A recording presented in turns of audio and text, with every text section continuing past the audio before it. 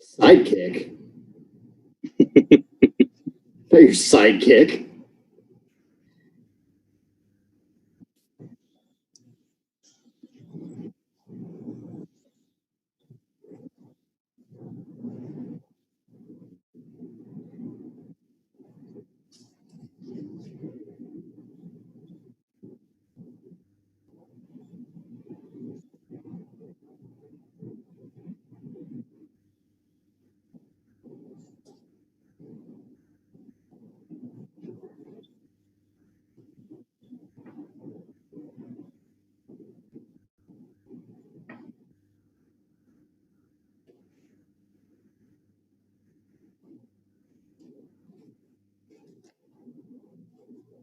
That'd be a big problem for me.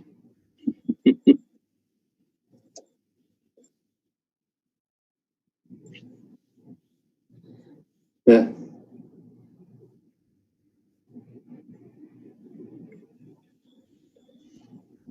Mostly we have guests now because Ari doesn't want to talk to me anymore. Yeah. Third person in here and it breaks everything up. And he doesn't actually directly say anything to me at all.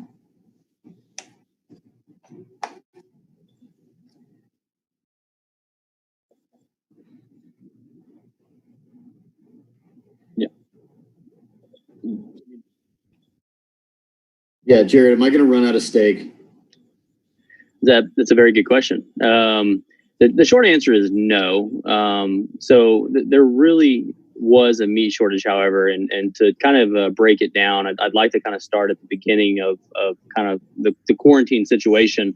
And what you saw back in early March was really a rush of panic buying at the retail locations. So much like in that. Right. So much like you saw, all the headlines being toilet paper shortages, things like that. Meat was another one where consumers rushed, overbought for what they needed, and it really emptied out the meat counters. That was a logistics and a demand issue. So essentially, retail outlets such as H-E-B and others, they were not prepared for the rush of consumer demand that they saw. Logistics couldn't keep up, and we saw a shortage, right? There was never a shortage of actual supply of beef, in the pipeline or anything. It was just getting it through that pipeline. Fast forward about 6 to 8 weeks later, and what we saw, first in Colorado and then spread to some of the other states, is a lot of these, harvest plants, they would see a rash of cases. And all of a sudden, when they could kill or harvest, as we like to call it, upwards of 550 to 600,000 head of cattle per week, their capacity dropped significantly into the low 80s. Hang on. So head of cattle, like that, I think I know what that means. Head of cattle is just like one cow is one head of cattle. Correct. Yeah. So in the U.S., we typically in the U.S. we'll slaughter 600 to 620,000 cattle per week, and that largely makes up the supply curve of beef in the U.S. But starting the week of May 4th, we saw number of heads harvested, or total number killed, down 28.7%. The week after that, it was down 21.7% year over year. And really, the demand curve hadn't shifted enough to accommodate that shortness in supply. And so what you saw was real shortages throughout the system and a mass drive up of prices. I mean, we saw prices of ground beef approaching $6 and $7 a pound. That's for a full truckload going into a retail outlet. Then the retail markup would then make it, $8, maybe $9 a pound. We saw briskets being over $6 a pound. I know that's one close to all of our hearts. Exactly. And so for a period of about 3 to 4 weeks, the beef industry saw their capacity reduced anywhere from 10 to 25%. And we just couldn't handle it. Why would it reduce the capacity? Because workers weren't coming in. The plants were having to shut down due to extreme cleaning measures to ensure they had a safe working environment. It wasn't so much the rash of cases within the plants. It was more about the fact that with new CDC guidelines on social distancing, workplace safety, things like that, a lot of these plants being in close confined cases saw their overall capacity to employ people reduce due to following social distancing laws, in addition to mass call-outs of individuals either being sick, being worried they would get sick, or having to care for small children because school was out, things like that. So really what drove it was a labor shortage. Nowhere in the entire period was there ever a cattle shortage. It was always a shortage of getting the cattle processed. So we have a demand spike at the same time as, I mean, it's a supply issue because of the labor, but it's a supply issue still. So you have supply and demand hurting, or I guess supply's hurting, demand is. So you had a spike in demand, and then you had a lull, and then you had an issue with supply, and demand didn't drop any further. And actually, it does, because in this time of year, this is kind of what the whole retail segment calls grilling season. So, as various parts of the country start to warm up, it's been warm here in Texas for quite a while, we know, but as other various parts of the country warm up, you start to see a shift from food service demand to retail demand. So we were already starting to see a natural shift of people shopping at the grocery stores more for their weekend cookouts and things like that. The supply really hit the retail segment the hardest. So food service demand, when you say that, you're talking about restaurants, right? Correct. Okay. So important question, and it seems like I kind of know the answer. I'm not going to have a hard time getting my ribeyes, right? Right. I mean, middle meats are not as impacted as much as end cuts, so such as rounds, chucks, ground beef, things like that. They're primary retail items, so they were hit the hardest. Middle meats being primary food service items, and food service for the most part, in most states still being reduced in their capacity, only allowing to operate at 50% in dining, things like that. They're still not pulling as hard. And really, the good news is, and the light at the end of the tunnel I wanted to share was, as early as this week, we're seeing kills back in line with year-over-year numbers. So, for example, this past week, we only saw a 4% decline year-over-year with total head harvested. And even more good news on top of it, the average weight of these cattle that they're killing are about 50 pounds per head heavier, just because of the added time on feed, because they've been pushed. So the actual amount of beef on the market is actually the same, if not greater, than it was this time last year. But what you're going to see is a slow trickle, because it does take time to get through the system. So 50 pounds heavier per head. Obviously, that gives you more meat. Does that help or hurt quality in any way? It doesn't hurt quality. In fact, quality is as high as it's ever been. Again, as the animals continue to stay on feed, their quality grade ends up likely to be better.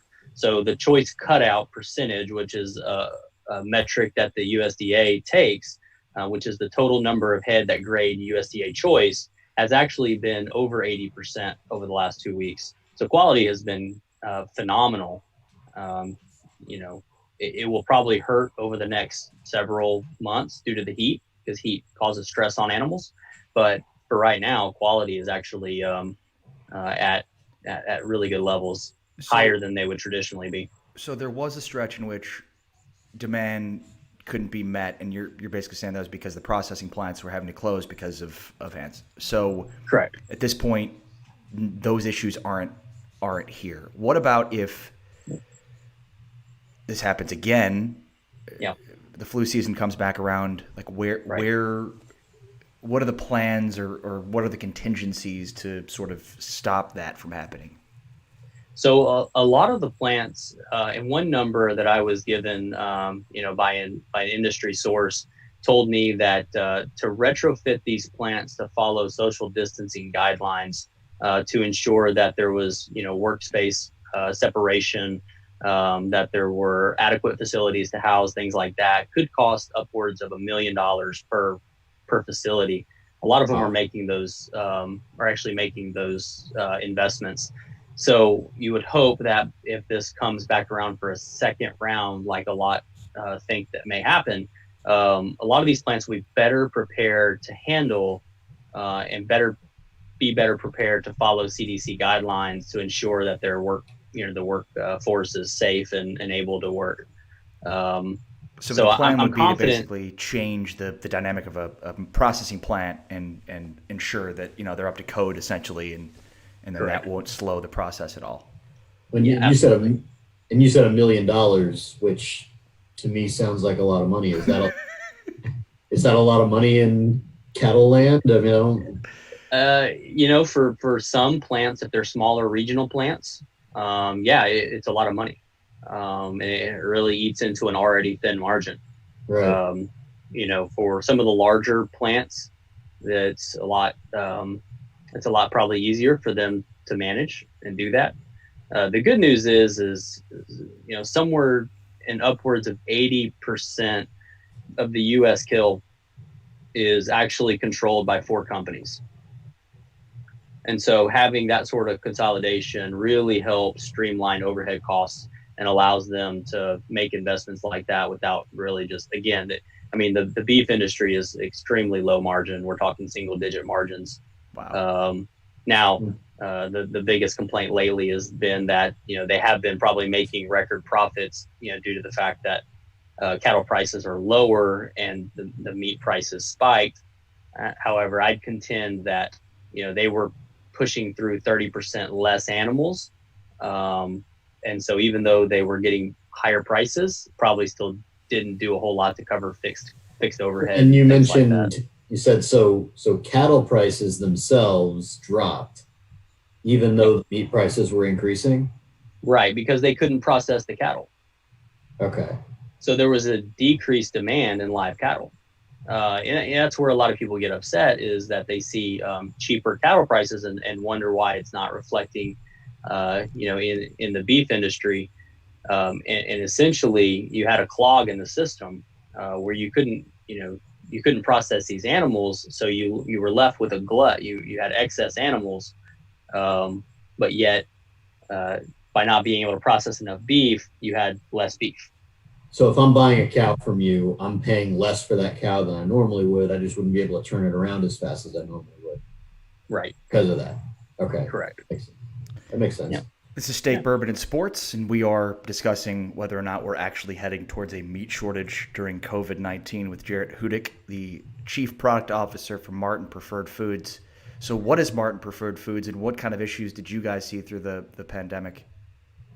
Yeah, so we're a manufacturer and a distributor for food service companies throughout the U.S. The immediate impact we saw was obviously a severe decrease in food service demand due to the restaurants shutting down.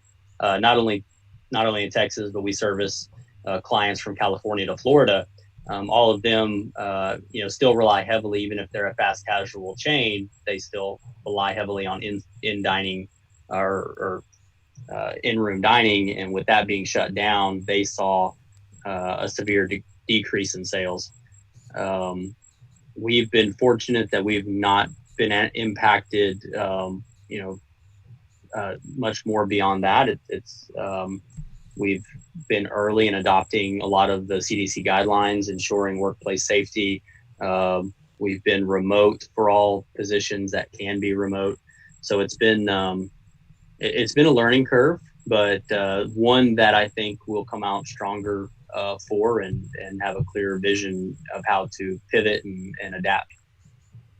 Yeah, this is one of those things that, it's like every company had to immediately react and then evolve, right? I mean, that's just like the main principle of business, right? It's evolve or die. And so It was one of those things where it's like you have to evolve and evolve quickly. Obviously, every industry is different in terms of what evolutions are needed. But and you can start to now see that we're 3 months in and being socially distant, and obviously less socially distant now than we were 3 months ago.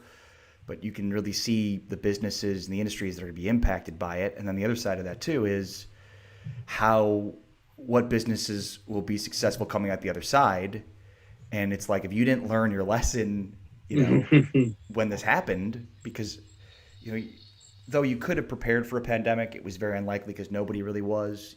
Though there was a likelihood that there was going to be a pandemic, it still didn't change the fact that nobody really prepared for it. And like, now that we've gone through it, it's funny because the NFL is in such a good position. This came down right as Major League Baseball was about to start. It was right in the heart of the NBA playoffs. It's like, of course, the NFL would have all this time to figure it out, whereas like the NBA and Major League Baseball are like, we don't know what to do. This just happened. What are we supposed to do now? So it's like, if the NFL and college football messes this up, you had all this time.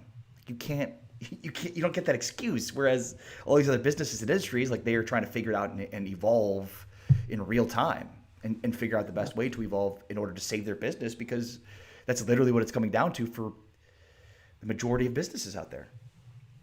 I just feel good that it tells me I'm not running out of ribeye. And if I do, I know where he lives. Yeah, you do. You know where to get it. Do you get asked? Actually, I'll show you that. Yeah, answer that. You're gonna show him where he lives, or that there's no ribeye shortage. Well, I think he's gonna show some product that I've provided him. But you were asking if I get asked. Yeah, I mean, like, do people ask you about that? Like, in terms of like, hey, I read an article and I saw there was gonna be a meat shortage. Like, how do you? Yeah, absolutely. I've got a lot of family and friends that have been concerned.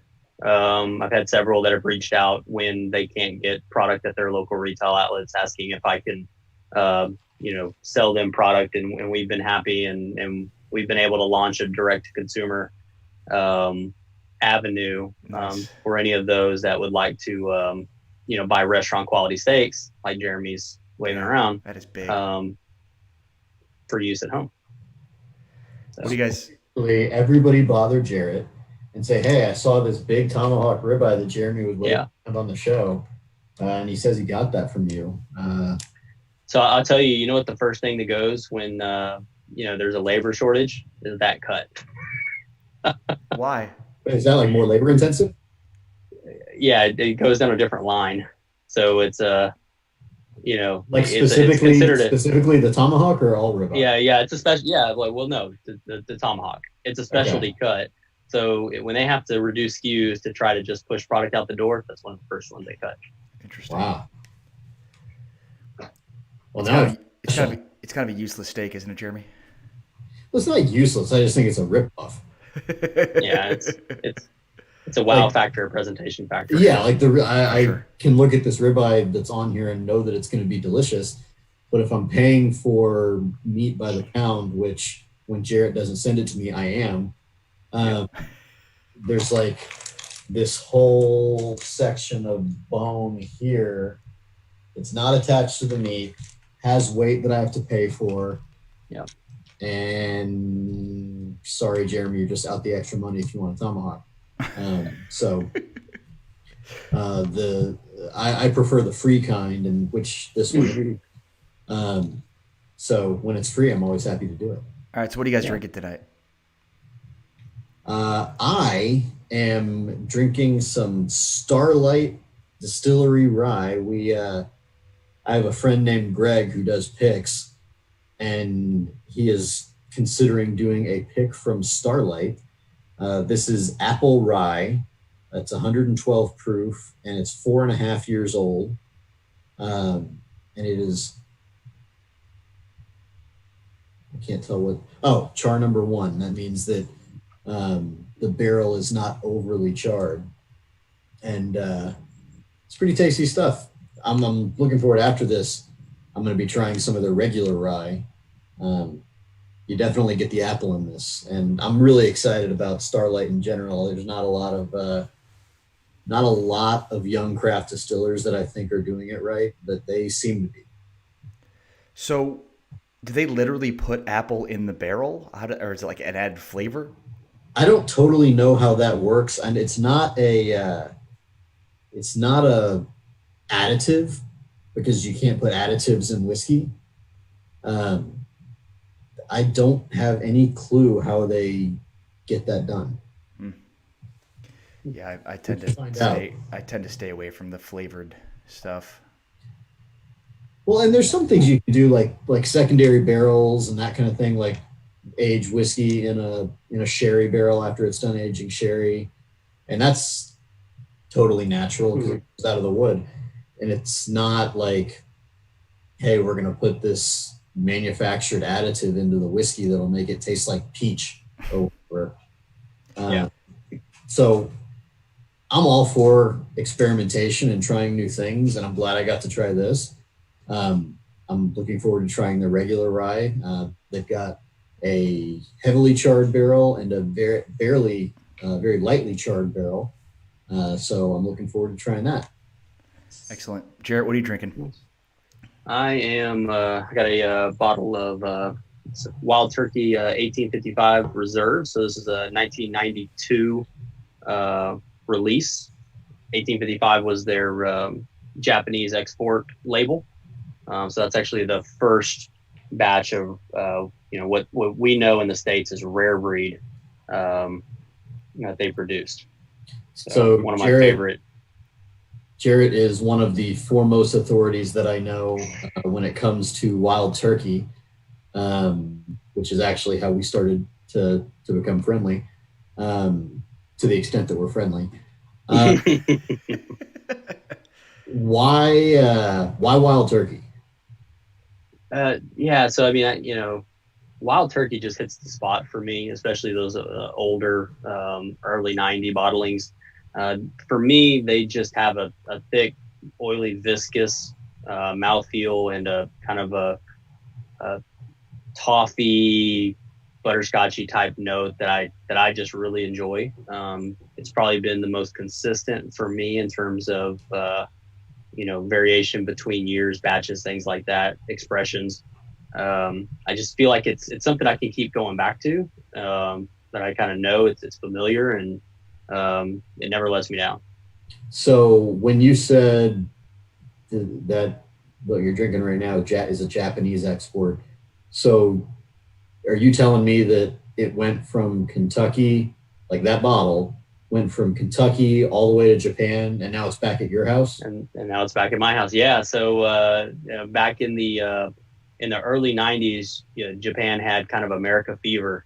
Everything American was kind of hot over there. So Wild Turkey was actually one of the first to jump on board with just exporting a ton of products. They have 3 or 4 different labels. They've done several one-off releases that has been Japanese only releases. So Japan's been a big market for Wild Turkey. And I was fortunate enough to kind of find some back channel auctions that I was able to find some of these that may have been sitting on shelves or in collections and things like that. So for a good bit there, I would say for probably about 2 years, I was able to bring back bottles from Japan to kind of stock up. Why'd you go to Japan? What's that? Why'd you go to Japan? Why did I go to Japan? Well, yeah. Japan just kind of had the product there. I've never actually been to Japan. So you didn't go to Japan. This is no. So it was mailed to you from Japan. Yeah, this is kind of a sore spot with my wife. I actually have a Japanese mailing address where I had to get these boxes forwarded to, and then they would forward them on to my U.S. address. And that was a very touchy subject when my wife found out. That in order for me to get these bottles, I had to create a Japanese mailing address. That's amazing. How do you do I know a lot about whiskey related marriage issues. How do you create a mailing address in Japan? There are forwarding services, not just for whiskey, but they're for all sorts of Japanese goods, where you can kind of set up an address with them, and you can either buy directly through their site. They kind of serve as a proxy, or there are various, eBay type auction websites in Japan that you'll go on, you'll bid, purchase, buy in yen, and send it to the forwarding company. They hold it for you, and then you can combine them when you have enough, when you have how many ever bottles you want to bring back, and they'll forward it to your U.S. address. Wow. I'm drinking Blom Brothers Rye, by the way. Nice. Excellent. Nice. Jeremy, do you want to tell us about this one? Well, yeah, I will. Which one is that? I don't remember. I didn't bring the bottle in here. Is it the one that has the luchador on it? Sure. Okay. No, it is. It is, yes. Yeah, okay. So Blom Brothers at the time, it's a distillery in Galena, Illinois. They bought a bunch of whiskey or bourbon and rye barrels from MGP. It's one of the contract distillers. We've talked about that in previous shows. So they bought a bunch of bourbon and rye barrels from them. They were particularly good bourbon and rye barrels. And somebody actually that Jarrett and I both know named Jimmy May picked out that rye barrel in particular. It's called El Mágico. He also picked a barrel that he named after himself, which is like one of the all-time most badass things you can do. And they're just fantastic bottles. That rye, I believe, is 5 years old that you're drinking. Really, really good stuff. And now the Blom Brothers they've run out of their MGP whiskey. It used to be called Knotter, spelled Knotter. And the joke is it's not ours, not our rye, not our bourbon. But they've run out of those barrels, and they are now bottling their own make, which I'm looking forward to trying. So on this show, we talk about steak, bourbon, and sports. And Jarrett is a proud alumnus graduate of Texas A&M University, the Fighting Aggies, which makes sense. You work in you work in food processing. Right. It's a place you go if you're going to be in veterinarian or work in agriculture or livestock and whatnot. So should Texas A&M play again in football? I think if the time is right, I'd love to. The answer is yes. The answer is so much more complicated than that. Okay, go on. I don't think that hatchet is buried yet. I do think that I'd like to see the rivalry. I mean, the entire time I was in college, we were Big 12, so the TU rivalry is very big for me because I experienced it. TU. However, TU, yeah. Texas University. They're not the University of Texas. Yeah. So we got T-sippers too. That's right. T-sips. Okay. So I think when the time's right, it would be nice to see the rivalry come back. Not only with Texas, but also with some of the other schools like Tech and Baylor and others. I think there was a conference where you could play like a whole slate of those teams. Right. If only such a conference existed. If only one or two of those teams didn't decide to, try to reap all of the benefits of said conference rather than spread it out evenly and make sure everyone benefits. So right? Texas A&M has always been a bastion of communism. So why do you think the hatchet has not been buried? Like, why is there still negative feelings there from A&M's perspective? Yeah, I still think that it's pretty fresh in the minds of most Aggies that there was a lot of hard feelings around A&M moving on, and rightfully so. I mean, to be honest, we weren't the first to leave the conference, but we're often viewed as the primary one that left the conference. I mean, Colorado left the year before, I believe it was the year before, to the Pac-10. Missouri was right behind us. I think there was a lot of negative publicity within the state, primarily coming out of Austin about, A&M just kind of packing up and leaving and disregarding the rivalry itself. So my top three, I told this to David Maisel, my top three favorite arguments coming from a TSIP fan are, we don't care about you anymore, which if you don't, why are you saying that? Why must you bring it up? 2, we weren't your rival. Okay, if we weren't really your rival, why do you feel the need to have to say that to someone? Way to be second rate in the SEC. Totally overlooking the fact that, I guess football drives everything, but we've had some successful runs within the SEC and all other sports. Been to the College World Series in baseball. Basketball's been a little rough lately, but still have a world-class track program, softball as well. So, I just think that there's a lot of that negative energy still coming out that, it's hard for us to get past. So, I was in Austin when this stuff was starting to go down with Longhorn Network, and I completely understand Texas A&M's perspective, right? Like they had always, their ceiling was always Texas in the Big 12. No matter what they did, they could never surpass Texas. And in going to the SEC, they charted their own course and charted their own path, and their Texas is no longer even, they don't measure themselves against Texas anymore, right? Like that was the whole point of it. And it's been a financial boon for them. They went out and they were able to pay a coach $6 million a year, whatever they're paying Jimbo Fisher, and you're right. It's improved athletics in every capacity. It has been, for all intents and purposes, a really good move for Texas A&M, without a doubt. It's been a success, despite the fact that there hasn't been a ton of success for them in football beyond what they had in the Big 12. Look, I'm a completely disinterested party. I didn't go to A&M. I didn't go to Texas. Neither did I. I just missed the game. 2.5 years. Am I alone in this? I missed the game. Right. And that was what I was getting to. It's like this state needs that game. The state doesn't need the game. I think the state's fine. Well, needs the game as much as it needs anything other than, air and water. Sure, I'll take air and water after the game. No. What I'm saying is it's like, of course they don't need the game, but it needs the game. It does. Yeah. I do. I miss it a lot. I have relatives that went to both places.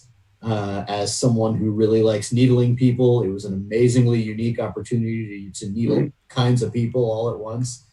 Yeah. And there was nothing better than Monday morning at work after Thanksgiving, and you just stroll on over to the office of the alumni of whoever lost. And it was just the best, because nothing upsets an Aggie and nothing upsets a Longhorn like losing to each other. Which is weird for teams that aren't rivals. Yeah, it's crazy. Yeah, it's a bizarre set of circumstances. Yeah, it's crazy. I just think, like, are there really still hard feelings? Like, none of the administrators are still there. There's been how many different ADs at A&M? Texas has had 2 since the lost odds, right? Patterson and now Chris Del Conte. You have a new football coach. You have new football coaches in Texas. It's like, it just seems like, and I didn't go to Texas. I didn't go to A&M. You went to A&M, Jarrett. So, if there still are hard feelings, then there are hard feelings. But I just feel like probably not within the administration or anything else like that. But I think, I think there's probably still a lot of those floating around, the big name boosters, things like that. Those power brokers within those college football teams that no one likes to admit are there, but they are a part of it. So in terms of scheduling things like that, I gotta think that it makes some sort of impact. And nowadays, I think it's just really hard to schedule those types of games. But once you get it on, it's probably something like Florida State, Clemson, South Carolina. They're not in the same conferences, but they still manage to play each other every year. Well, college football is silly anyway. I like Arizona's scheduled a home and home with Alabama that is to be played in like 2030. Yeah. And I've got a friend who actually is a current student at Alabama, and he's like, well, we should go. I don't know if I'm going to be alive. Yeah. Right, but there was this came up recently.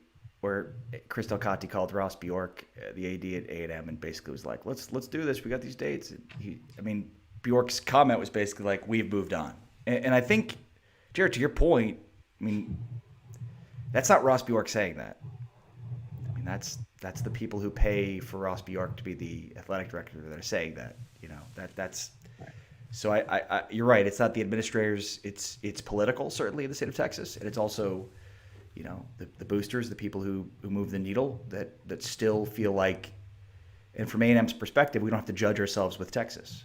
And plus, if you're A&M, why the hell would you want to play Texas when you already have to play Alabama and LSU?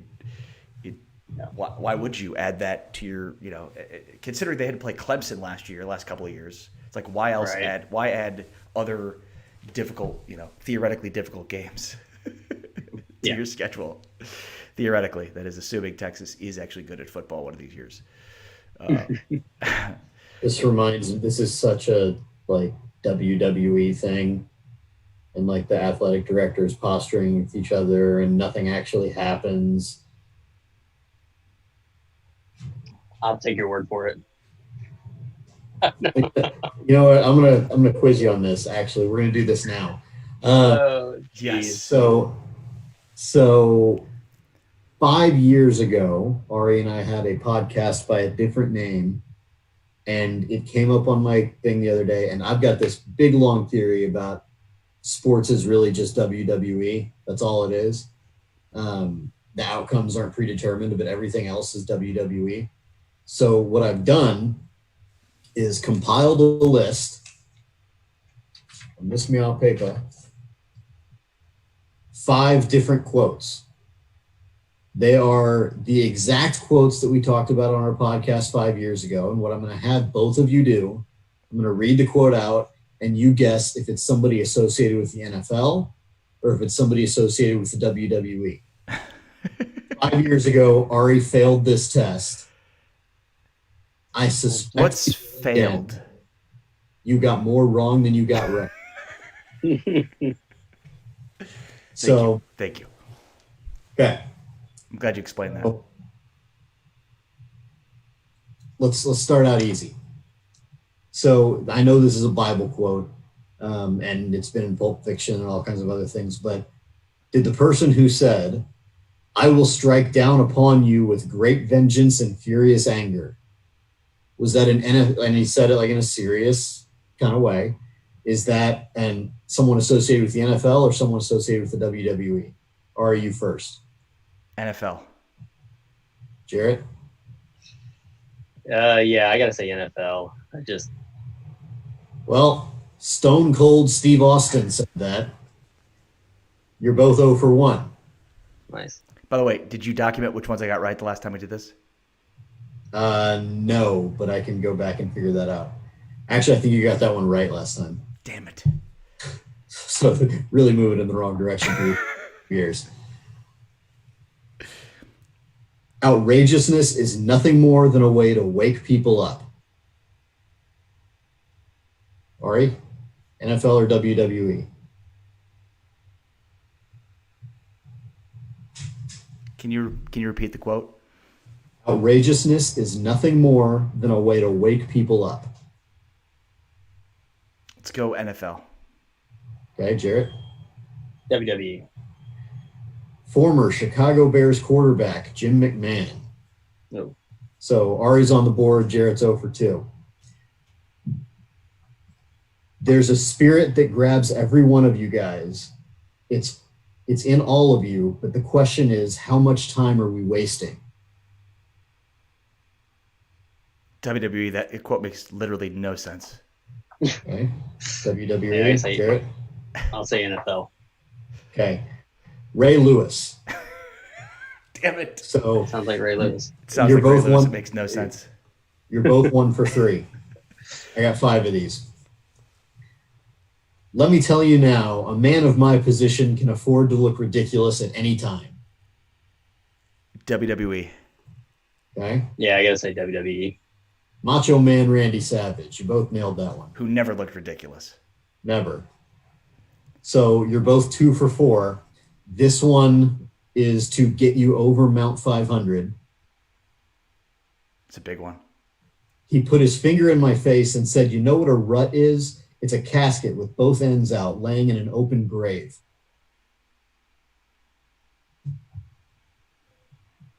It's horribly morbid. This one seems overly WWE, but I think you want it that way, so I'll go NFL here. Yeah, I think it's NFL. Jerry Jones. See, it's kind of a trick game. Sounds like Jerry Jones. Yeah, the fact that you think it's a trick says that I'm right. I don't disagree with you. This is such a hard game because I'm right. You guys guessed correctly 60% of the time, which I guess we'll call a passing grade because y'all went to A&M in Kansas. But 60% of the time, you guys can tell me if something's WWE or NFL. It just shows you how outrageous the NFL really is. Yeah. All right, so to summarize today's podcast, Jarrett, nobody has to worry about meat and being a meat shortage of COVID-19. Correct. That's all I needed to hear. Thank you. Thanks to Jeremy Mandel. Thanks to Jarrett Hudek from Martin Preferred Foods for joining us today. I am Ari Temkin. Follow us on Twitter at Ari Sports. Jeremy's at Jeremy Mandel. Of course, follow the show on Twitter as well at SBS Pod or on Instagram, Steak Bourbon Sports. And of course, on YouTube, make sure to subscribe to the channel where we live stream each and every episode Tuesday evenings at 9 Central, 10 o'clock Eastern. And then the podcast releases Wednesday mornings. And of course, make sure to subscribe to that podcast. We're on Facebook now. And we're on Facebook now. Follow us there. Wherever you get your social media fix, find us. We're there. Steak, Bourbon, and Sports. You can't miss us. And of course, make sure to subscribe to this podcast so that way each and every week it already automatically uploads to your feed. You don't have to go searching for it. But for now, Jeremy. Fare thee well.